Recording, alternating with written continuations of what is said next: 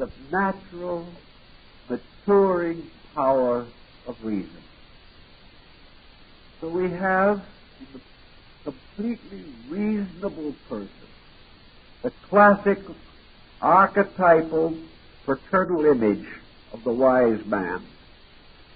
We have this wise man as the kindly grandfather, the man who belongs to the long-livers, who has lived long and well, who has passed through all the moods and intranquilities of existence and come finally to a gentle and safe harbor, where he is at rest with life and with people and with things, with himself and with God.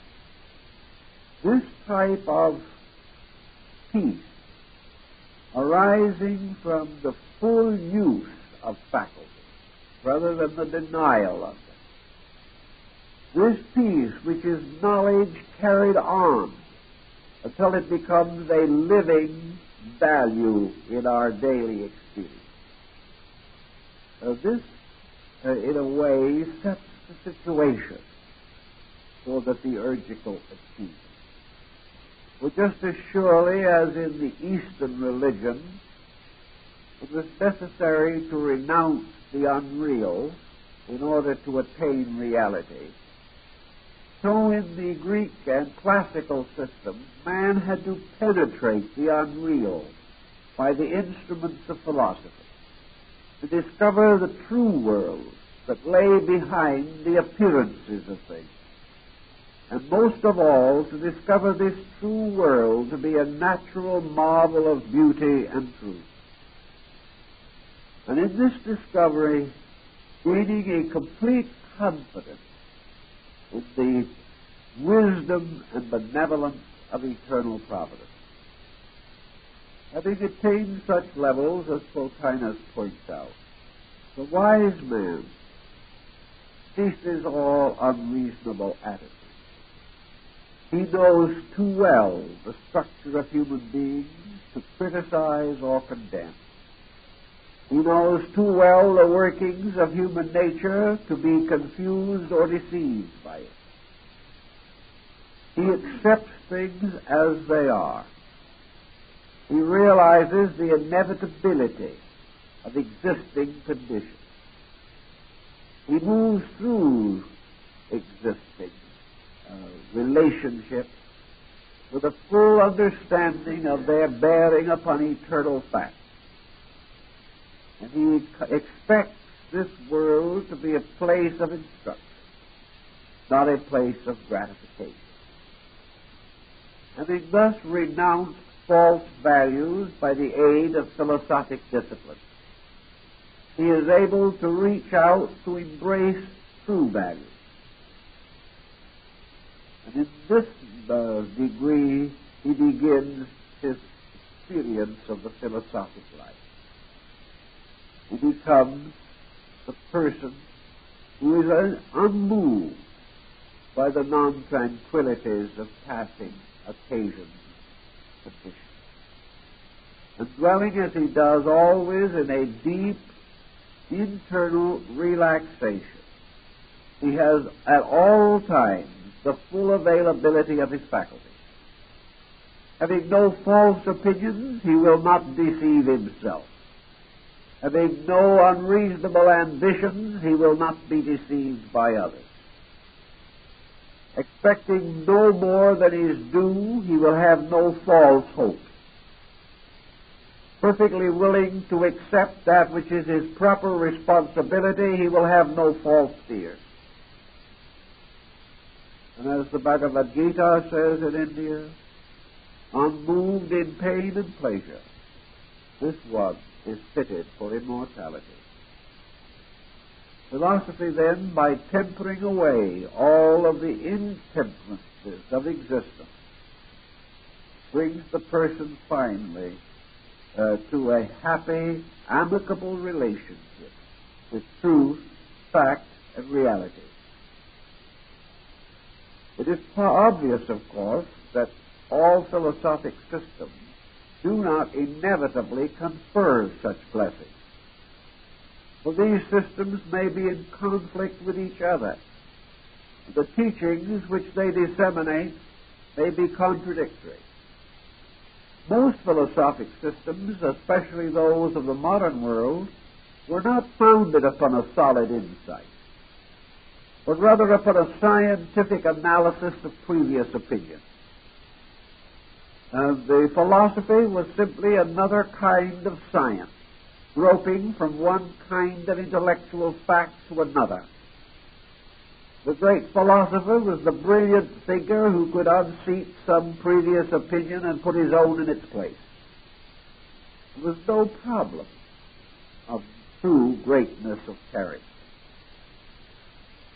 As a result, we have had a great many schools of thought, some very brilliant, some very difficult to refute, some pathetic in their inability to confer the slightest consolation upon the human heart, some utterly devoid of idealism, some captured in the most abject melancholy, some fearing the worst, some hoping the worst, but very few with any substance by which man could solve the immediate needs of his day.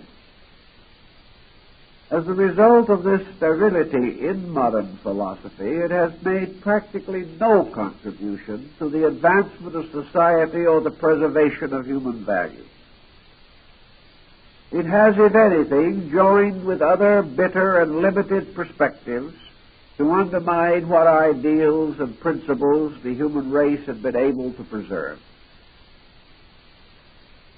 It is true of this as of aesthetics, that philosophy which does no good must almost certainly do harm. That which gives man no greater nobility takes something away from that which he already has. And to train the young in ideas and attitudes made illustrious by great names, but calculated to destroy the inner value of these young people, to take from them faith in humanity, faith in nature, faith in God, faith in truth, to thus deprive the student of these needed elements of his own maturity is to deform him rather than to advance his culture. There is no great beauty in disillusion, nor is there any use in taking the attitude that we might as well know the worst now as later. If we were not so anxious to know the worst now, we might be able to build a much stronger foundation so that in the future things would be better and not worse. Theurgy is the transforming power of enlightened wisdom. It is the rich, warm quality of friendliness. The word philosophy means friendliness or truth. The philosopher is the friend of truth. He wishes to be a good friend. He wishes to have the deep fraternal relationship with those principles which are enduring. Friends are kindly people, interested more in the good of their friend than in the good of themselves.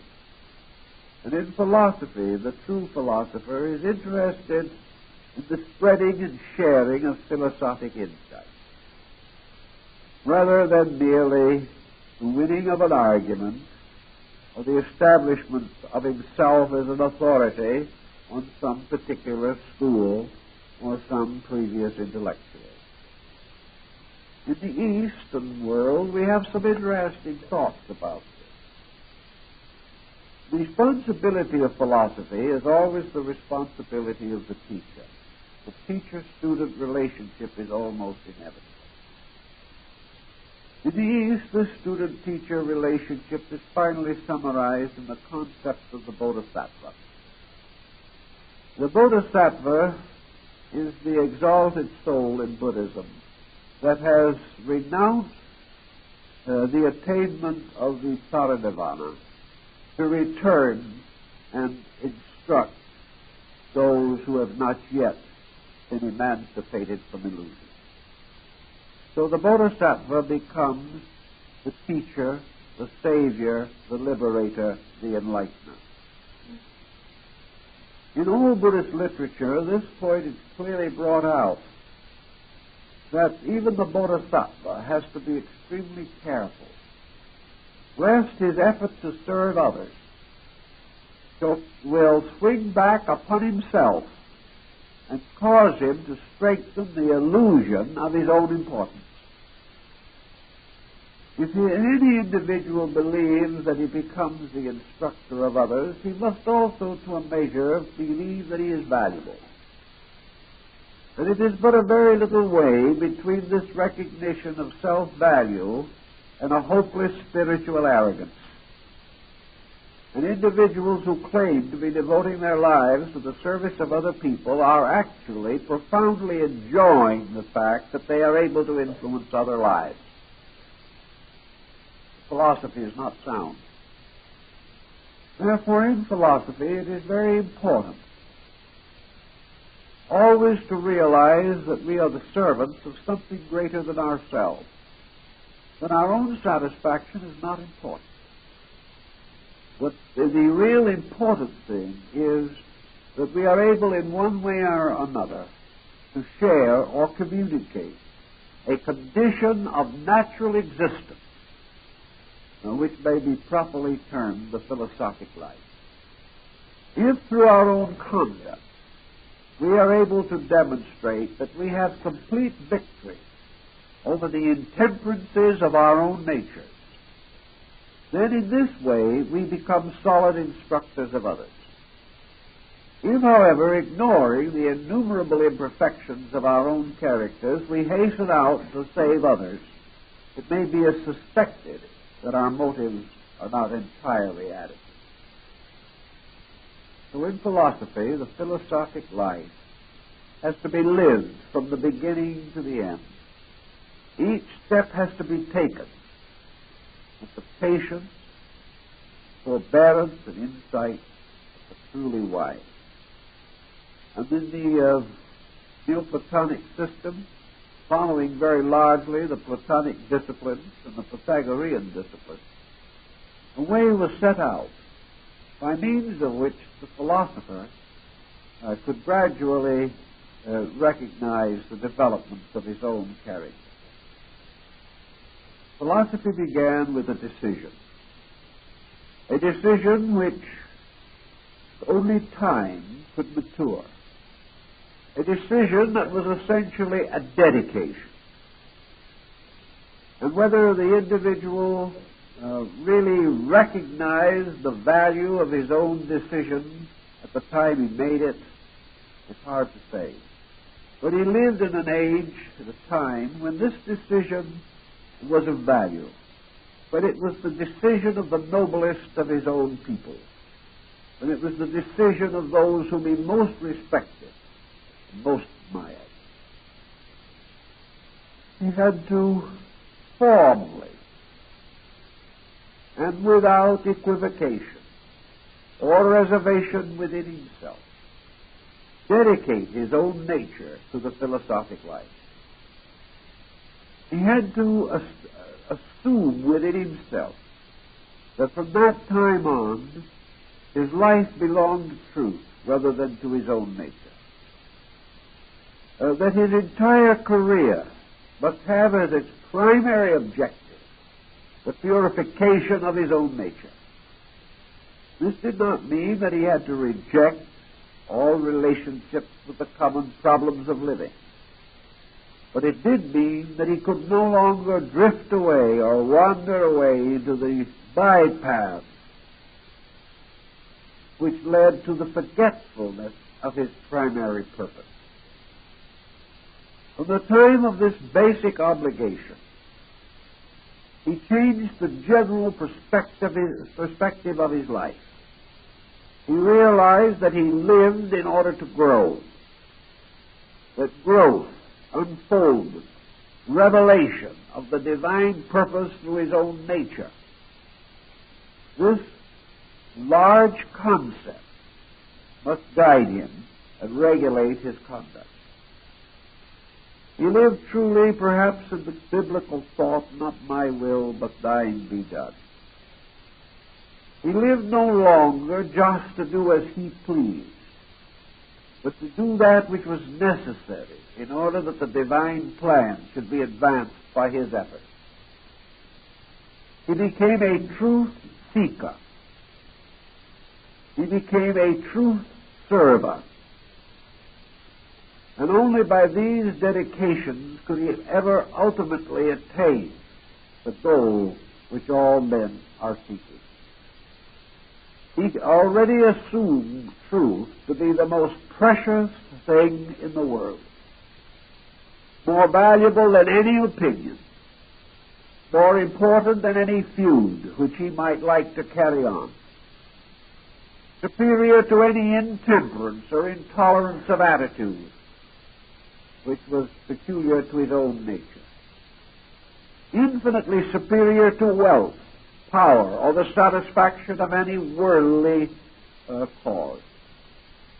That his allegiance to truth came before his allegiance to anything else that existed. But fortunately, his allegiance to truth did not in any way interfere with his allegiance to any other just thing. It merely meant that he no longer bestowed any of his energy or any of his life upon inferior causes or destructive situations. He learned that the only way in which he could live for truth alone was to become indifferent as to his own life, indifferent as to whether he lived or died, concerned only with the basic problem of living well and dying well. It was no longer important to him whether he was recognized by others, applauded, or rewarded in any way. He was seeking that which is the ultimate reward. He was seeking the greatest treasure in the world. Therefore, he must give to this quest all the greatness of himself. By degrees, he recognized and integrated his life around a very important core. But it was without any of the sense of spiritual ambition, which we also have to guard against. There are many people who have selfishly departed from all the responsibilities of life, simply to find their own way to some paradisical sphere to come, with no thought for anything except their own happiness and their own convenience. This is not the point at all. If it is attempted in this way, failure is inevitable. What the wise person is attempting to do is to gain a complete relaxation within the very essence or substance of the divine purpose itself. To become completely dedicated and at the same time strangely purposeless. To have a goal that is inevitable and yet never to fight or struggle for that goal, realizing always that the great attainment is by a complete release of the individual from his own purposes or his own ambitions. Always the distinct and definite determination to remain accepted, to take into himself that which was for him, to fulfill that which was required of him, to fail in nothing, but to have no purpose apart from the divine purpose, so that truly he was God's man, that he served as a proper liege man to that which was eternal truth itself. From this type of dedication, we find the gradual relaxing of the intellect away from most of the complexities with which we associate even philosophy. There is a philosophy which transcends itself.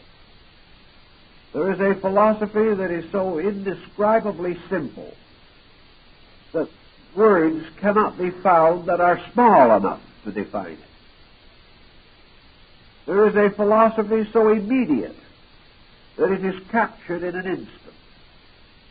There is a wisdom that breaks away entirely from the infinite formalities of definition and description, that has never been held or captured within a syllogism, which has never at any time been subjected to a classification into categories.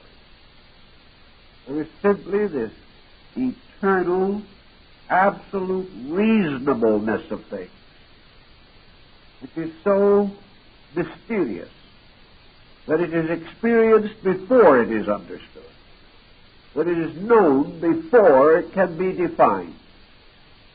And having understood it and defined it, there is no longer any need to describe it, or to contemplate, or to justify the processes which it indicates. For all philosophy ends in certainty. And certainties are things which arise in the experience of consciousness which cannot be refuted. When man is faced with a certainty, there is a voice within him that says, this is certain.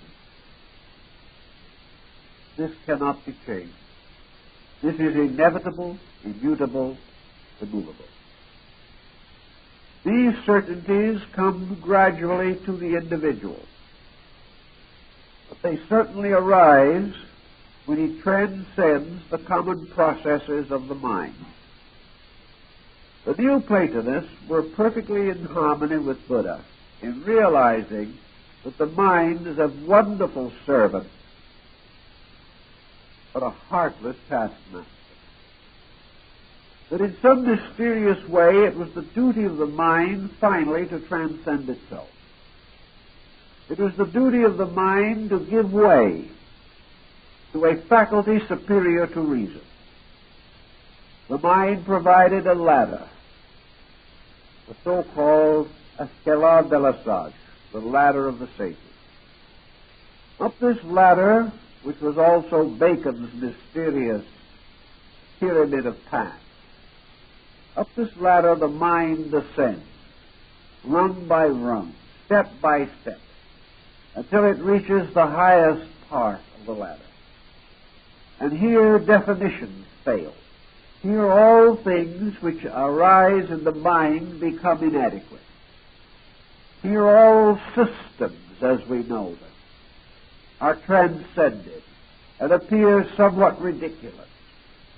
Here man suddenly discovers the meaninglessness of his own speculations and wonders how he might, in his infantile mind, have been so plagued with the doubts and policies which seem so important to him in his daily life.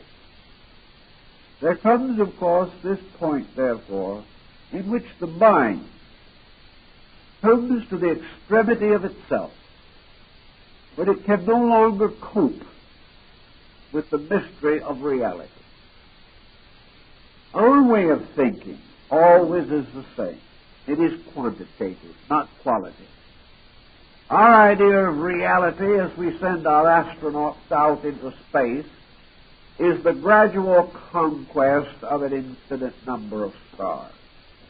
Our idea of going out, going forth, going toward the infinite is to approach an infinite diversity, a transcendent, incalculable infinitude of forms and beings and powers and energies and qualities. Every discovery that we make seems to indicate that there is more that we must know than we have ever suspected, and that therefore we must continually meet this challenge by the infinite development of faculties and propensities and powers, mechanisms, methods, and means. In other words, it gets bigger and bigger and bigger. Now, according to the classic thinking, this vast increase in the phenomenal aspect of things is an illusion. There is not a constant increase of knowledge. There is not a universe that is growing bigger every moment. The fact of the matter really is that man, in his effort to grasp the universe, in his effort to understand, in his effort to arrive at a conscious relationship with life, must continually simplify. He must find that when he understands one principle, he destroys 10 million complexities. But when he discovers one law, he wipes out a cosmos of apparent accidents, circumstances, and mysteries that appear incomprehensible to him. As he goes further and further in his qualitative search for reality, reality becomes more and more simple. Its manifestations may be infinite, but its substance is extremely simple. We have the same mysterious experience with life itself. Man is a creature of many and complex attributes and qualities.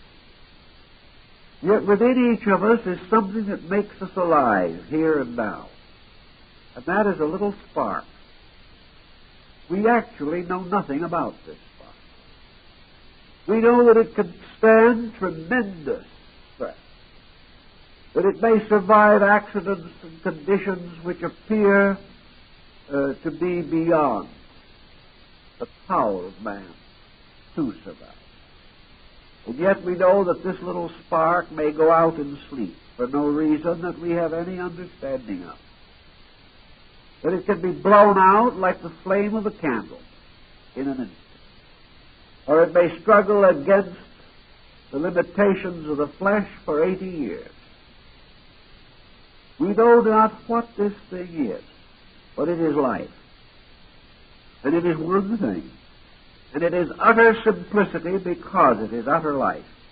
And yet it sustains upon itself and by itself and within itself all the functions of the human body. So somewhere in space is reality. An absolutely simple flame.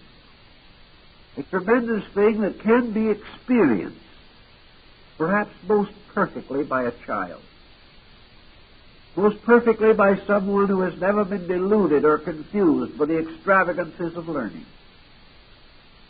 So men going out to conquer time and space are always conquered by it, and leave their own bones somewhere on the shores of the infinite ocean.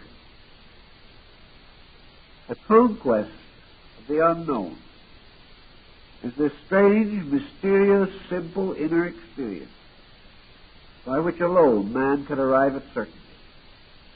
An experience of a moment, a mystical insight, an instance of silence in space, a moment of absolute rapport between the being and the infinite, and the discovery that this rapport is not man as a humble creature bowing before a vast magnificence, but a strange reaching out of life to life with an absolute intimacy, with a fraternity, with the simplest relationship of parent to child, or the deep and wonderful value of two lovers. It is not this strange, formidable thing we are forever fighting. So philosophy, through theurgy, tries to give us this experience, this wisdom that is beyond wisdom.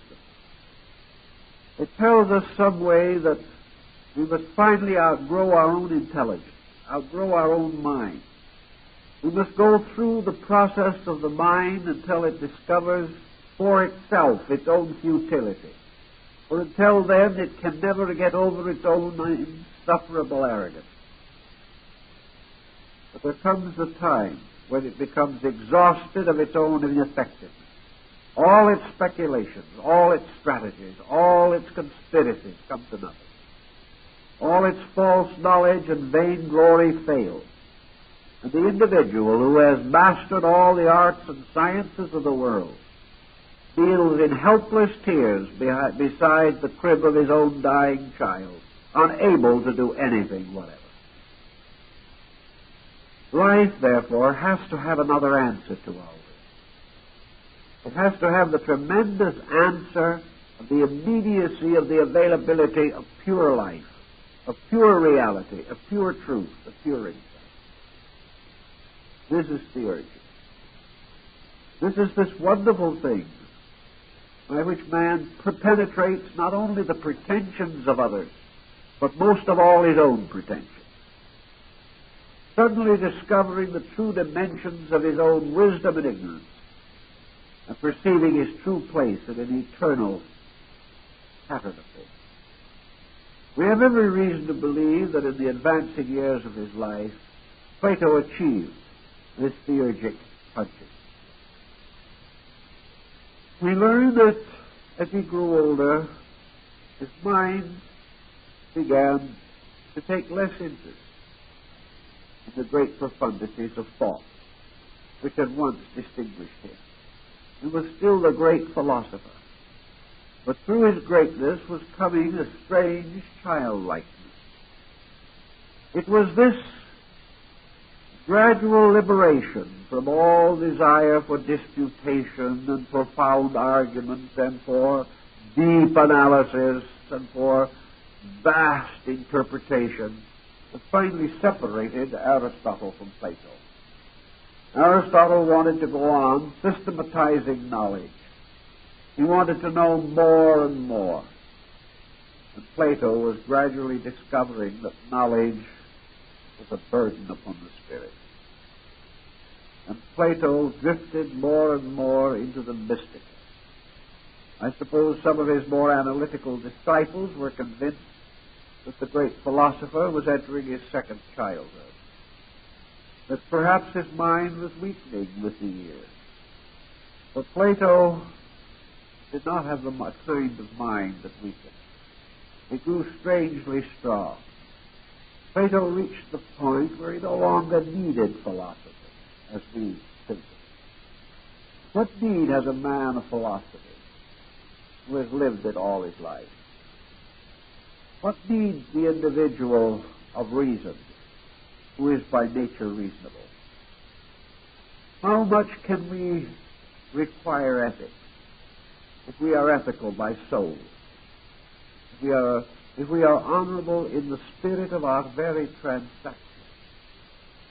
Why do we have to study ethics? If everything that we think is filled with nobility and beauty, and we have cultivated the virtues as the simple adorations of principles, what need have we of ethics? Or what need have we of aesthetics? We are all these things already in ourselves. When by our own insight we have evaluated the mind in all its functions, when we know the true nature of our own thoughts and can intuitively interpret the thoughts of others, what need have we of psychology? We cannot be neurotic. We cannot have these problems in ourselves, because into our own consciousness we have through the years built the perfect substance of our own belief. And we have linked our belief so closely to our consciousness that there is no conflict in the subconscious nature of ourselves. What need has such a person of philosophy? He cannot attain it because he already is it. He is an embodiment of it. He does not have to go to school to study that which is his own very nature and substance. But having attained all of this, having come to the strange and wonderful tranquility and prophetic genius of the Platonic mind, Plato began to demonstrate something else. There began to appear in his nature, and what some of his disciples, particularly his nephew Speusippus, called the loneliness of an old man. Plato was lonely. He had all this knowledge, but somehow his eyes drifted to the sunset. There was nothing more that he needed to know. There was nothing more that wisdom could teach him. Perhaps he was too tired to learn arts and sciences which were as yet but partially structured in his own day. But everything that was essential to him he already possessed. Yet he lacked something. He lacked freedom. Freedom from his own existence. He lacked that complete freedom of the bird that flies out into the sky. Plato wanted to go home. Plato wanted to be one with this universe, which he already understood. He wanted to be free of these strange fetters and limitations which were the final dividers between the finite and the infinite. He wanted to mingle the common essence of his own soul with the eternal soul in space. He had loved God. He had loved truth. He had served both God and truth with a whole heart. Now he wanted to go home to God and truth. He wanted to be one with that which he had loved so long. There was no other need of wisdom. There was no other goal, no other purpose that was desirable. By his very nature, he went to sleep one night with the poems of Sophron for a pillow under his head. He did not wake again. He died as he had lived, in complete peace. So this peculiar and wonderful concept of a wise person quietly going home, without doubt, without fear, without any uncertainty, with no expectation of heavenly rest, no probability of infernal unrest, only the soul going home to the universe of realities, of beauties, of divinities, which it had rationally experienced. But it is one thing to speak of these things, to bring them up in the mind, to find the experience of intellect about them. It is one thing to know that God is there. Another thing to step across and be one with God. This was the goal. This was the mysterious end which the Alexandrian mystics sought to communicate in the concept of theurgy. Theurgy was the taking of all of this wonderful intellectual mystery, simplifying it to its ultimate, and discovering in this ultimate simplicity the union with truth, which all the complexities of the mind could not attain. There are so many arts and so many sciences, and if things continue as they are now, the young people of the future are going to have a very bad time of it. It already takes over 20 years of life to complete an education. If the present form of knowledge continues to increase, enrich as it is now, adding specialized knowledge of any kind, within the next 50 years, the average young person may not be able to graduate into a technical education before he is 40 years old. This means his life is 2/3 finished before he has been able to accumulate into his own mind the wisdom of his time, the skills, the scientific patterns, formulas, and precision which are necessary to the practice of an advanced art or science. As we go on, the time will continually increase, until man, perhaps in the conquest of the theories of knowledge, will never live to practice. This is not nature's intent. This is not the ending.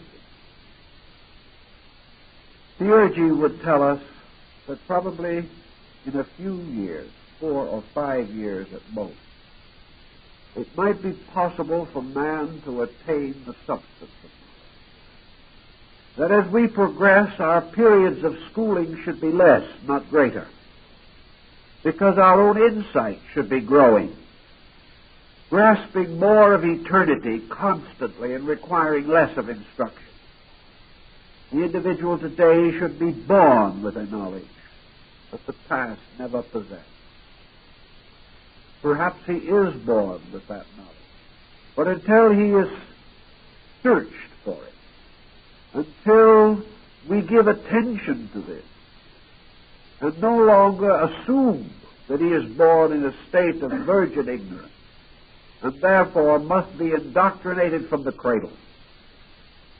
Perhaps if we took a different approach, we would discover that maybe man does not know the prominent and dominating opinions of this generation, but deep within him is a knowledge of the eternal values of the infinite itself. That man who was born to outlive all generations must have a wisdom greater than generations. And this is possible, and this is true. The search for these verities were the very substances of the Neoplatonic philosophy. That sometime man would be able to adjust his consciousness again with the infinite mind, and in that adjustment discover all that was real and quietly reject all that is unreal, recognizing that reality to be the possession of such knowledge as contributes to man's eternity, makes him greater than the ages, brings him inevitably into the full citizenship in eternity.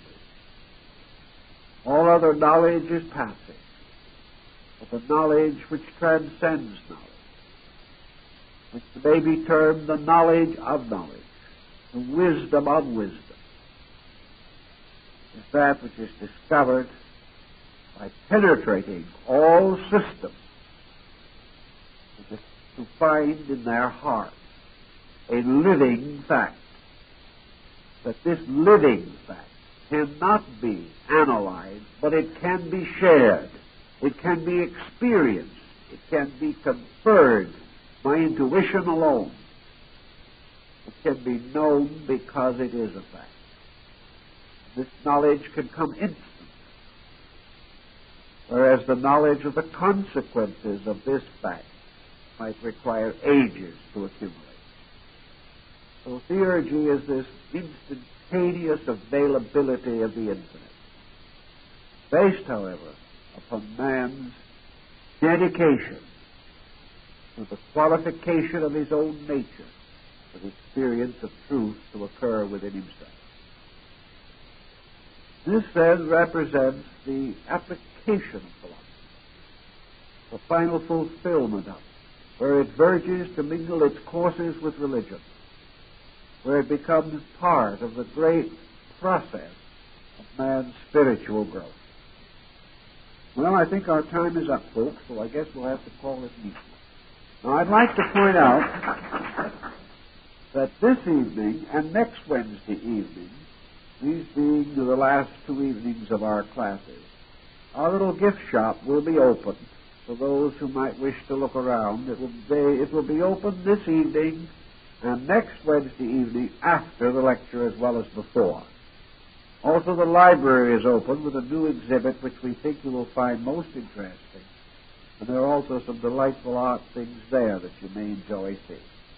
We thank you and hope to see you again next week when we're going to take up one of the most interesting of the sections of our book, and that is the mysterious story of the 10 Bowls. This is the Zen fable of illumination.